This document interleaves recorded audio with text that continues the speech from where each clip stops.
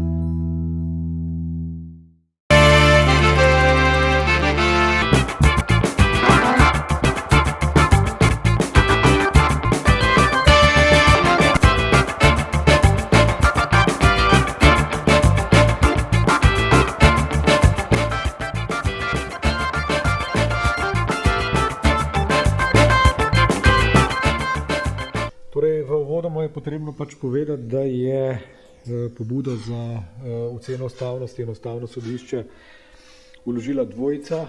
Torej, prvo podpisana pobudnica je gospa Sanja Fidler. Gospa Sanja Fidler naj bi v preteklosti večkrat že organizirala te shode.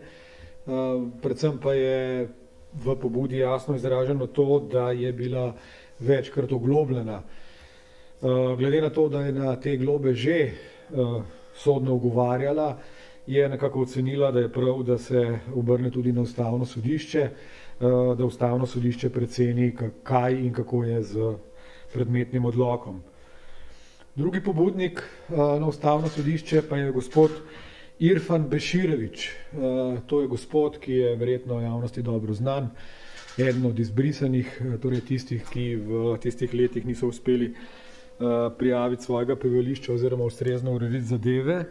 V sami pobudi pa se je opredelil kot aktiven uporabnik Roga, in ker kot aktiven uporabnik Roga ni mogel oziroma zaradi svojega gmotnega položaja, kot navaja, si ni upal, ker bi lahko bil kaznovan, organizirati protestov, na katerem bi izrazil nestrinjanje z občinsko politiko do izpraznitve teh prostorov, ravno tako vložil pobudo na ustavno sodišče.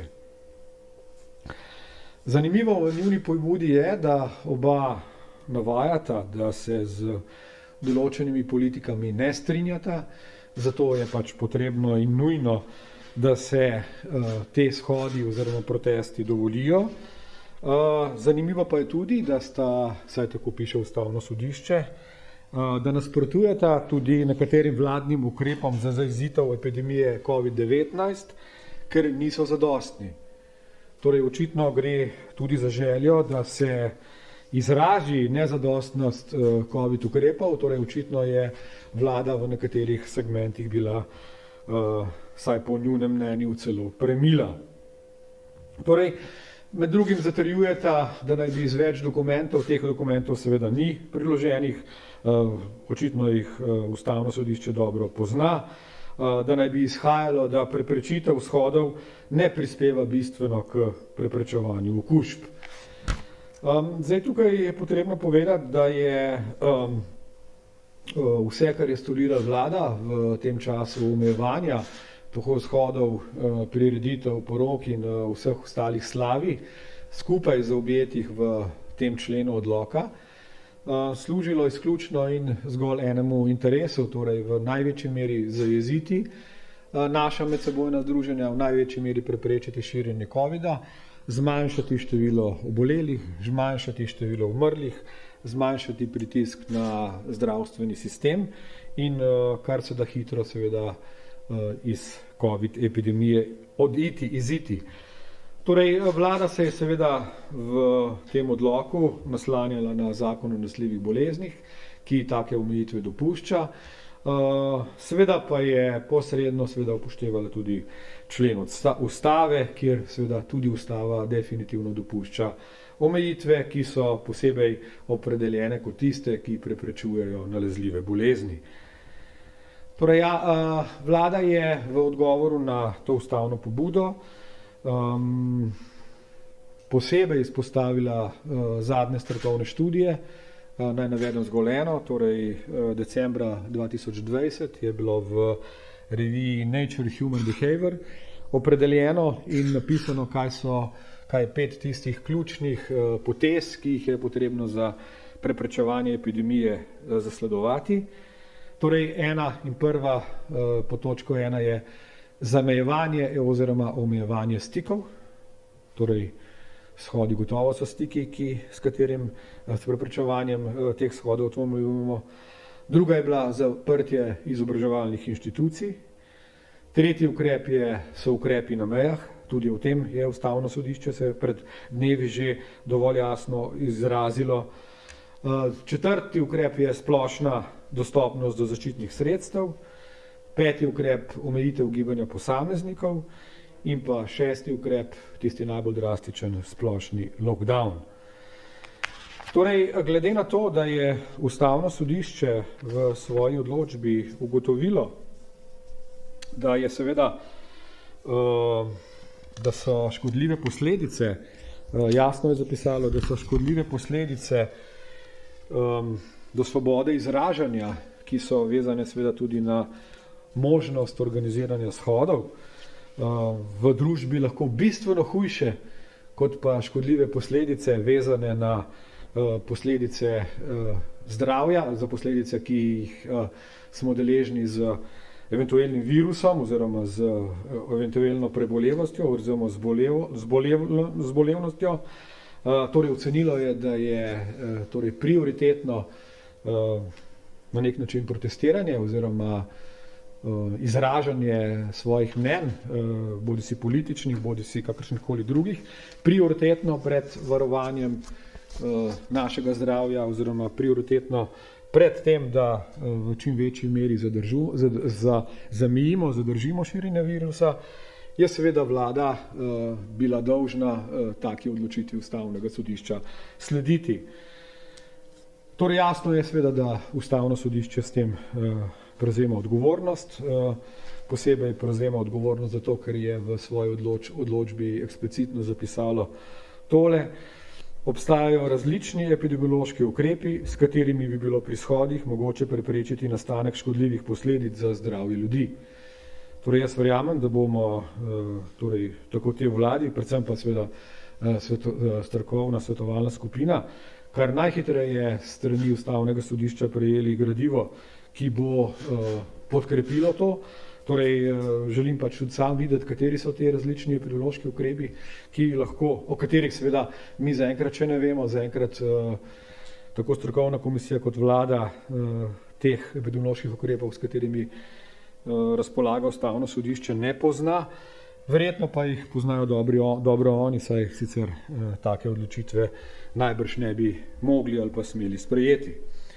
Torej, kot sem rekel, se je vlada odločila. Jaz računam, da bo predlog, ko sem ga pripravil v dopoldanskih urah na dopisni seji vlade, sprejet v nekaj urah, torej v popoldanskih urah današnjega dne.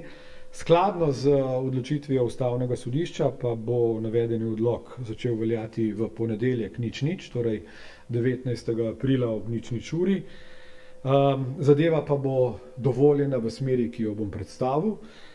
Naj uvodoma morda nekoliko popravim gospoda Urbanijo. Torej, ustavno sodišče se ni opredelilo do tega, da bi bilo prepoved praznovanj, prepoved porok, prepoved slavi ali kaj podobnega, da bi bilo s tem karkoli narobe. Ustavno sodišče se je opredelilo zgolj in tudi jasno zapisalo, da je potrebno posebej dovoliti zgolj shode. Torej, opredelilo se je zgolj do shodov. Seveda bo vlada v naslednjem tednu poročila tudi, kaj je z ostalimi navedenimi aktivnostmi. Torej, računam, da bomo v sredo razpravljali tudi o tem, kaj je z porokami, kaj je z slavji, kaj je z ostalimi zbiranji. Sam seveda ne vidim potrebe ali pa razloga, da bi tukaj bila razlika, torej ne vidim, zakaj bi tisti, ki protestirajo, bili drugače zaščiteni ali pa bi virus vedel, da je prisoten zgolj na shodu, ne bi pa vedel recimo, ali pa ne ve pa, da je morda prisoten na poroki, torej jaz sam ocenjujem, da virus tega ne ve, zato je pač potrebno stvari izenačiti in verjamem, da jih bomo v naslednjem tednu tudi izenačili. Torej, glede na to vam sporočam, da je predlog sledeč.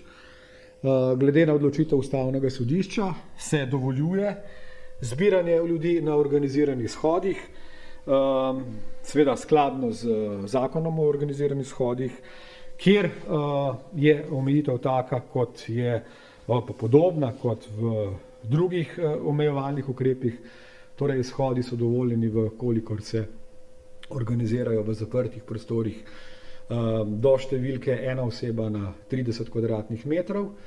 Vkolikor gre za člane istega gospodinjstva, je teh oseb lahko na 30 kvadratnih večje število njih. Ne sme pa to število presegati številke 100. Podobna ali pa zelo podobna zadeva je za shode, ki se bodo organizirali na prostem.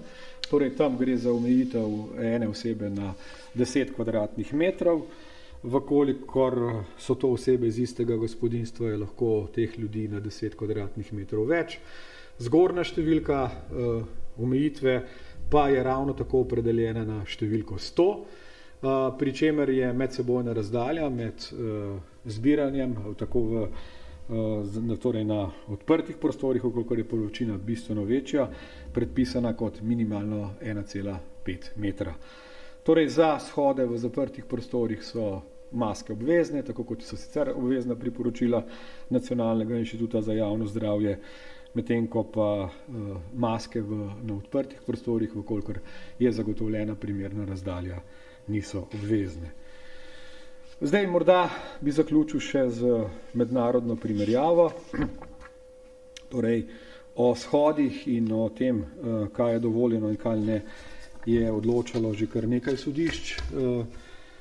Sam sem naredil primerjavo za odločitev francoskega ustavnega sodišča, ne vem, če se ravno tako imenuje, ampak torej prizivnega sodišča, ki je odločal o tem, in pa nemškega ustavnega sodišča. Torej, če preračunam število oseb, ki jih je dovolilo francosko ustavno sodišče, je ta številka v višini glede na število prebivalcev 155, medtem ko je pa nemško ustavno sodišče o tej številki glede na število prebivalcev, torej primerljivo Slovenijo, prišlo do številke 50, pri čemer je ocenilo, da je številka 50 premajhna, da mora biti večja. Zato je naša odločitev povsem primerljiva, torej število oseb je povsem primerljivo. Ni pa primerljivo, kar je potrebno posebej poudariti, ampak to je tisti del, o katerem sem govoril na začetku, da pač ustavno sodišče prevzema odgovornost za to.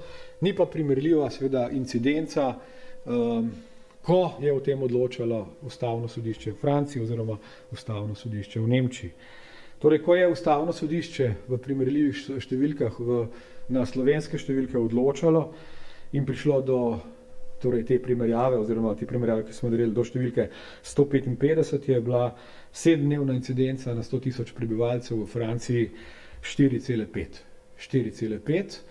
Incidenca v trenutku, ko je o tem odločalo slovensko ustavno sodišče, pa je 314.